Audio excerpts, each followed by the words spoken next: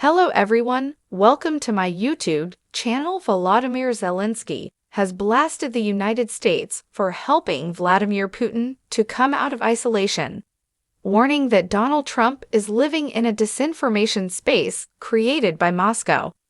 The Ukrainian president declared that his country is not for sale, disputing Trump's claims that the U.S. has given Ukraine $500 billion. And calling the suggestion that Kyiv pay this back with a mineral exploration deal not a serious conversation. Look, we all want a victory, and we want Trump to win, and we want Ukraine to win, all of us to succeed, he said. But there is nothing clear here. I am protecting Ukraine. I can't sell it away. I can't sell our state. Speaking a day after a watershed meeting between U.S. and Russian officials, which Kyiv was frozen out of, Zelensky added, "I believe that the United States helped Putin to break out of years of isolation. All of this has no positive impact on Ukraine."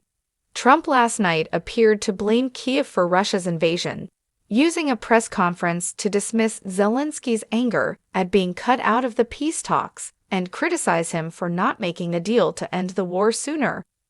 Russia's Foreign Minister Sergei Lavrov praised the U.S. leader for publicly and loudly blaming the conflict on moves to admit Kyiv into the NATO military alliance, saying he is the first and only Western leader to do so.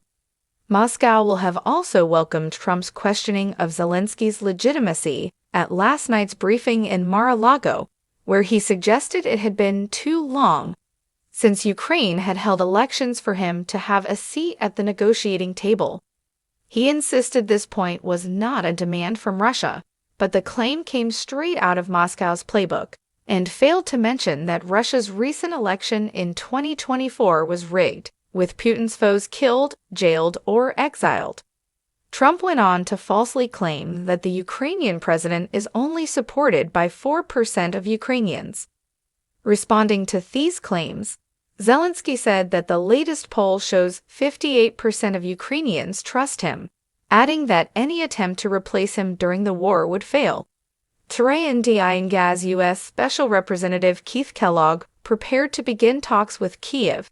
Zelensky suggested he use the opportunity to tour bombed-out cities and speak to Ukrainians about the war. Let him talk to the people. Do they trust their own president, or do they trust Putin? Let him ask about Trump. What do people think about Trump after his statements? Zelensky said. He suggested that Kellogg tour the capital, 20 to 30% of which has been destroyed, as it is important for him to see for himself what's happening. Then I am ready to go to the front line with him, Zelensky said. We will go. Let him talk to the military. Said that Russia remains the guilty party, arguing that world leaders should not whitewash their responsibility for the war.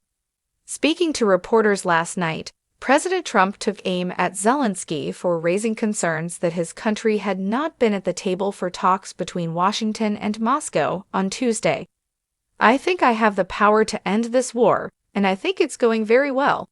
But today, I heard, oh well, we weren't invited.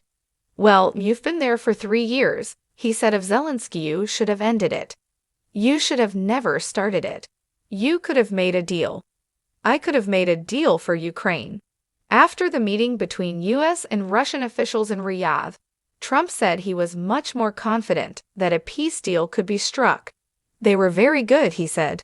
Russia wants to do something. They want to stop the savage barbarianism.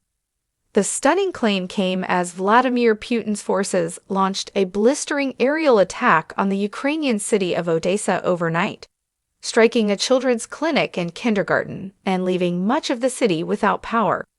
As president of Ukraine, I have never given any guarantees to anyone or confirmed anything.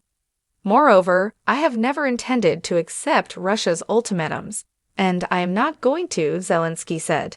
He added that while Ukraine wants the war to end, we want it to be fair and that no one decides anything behind our backs.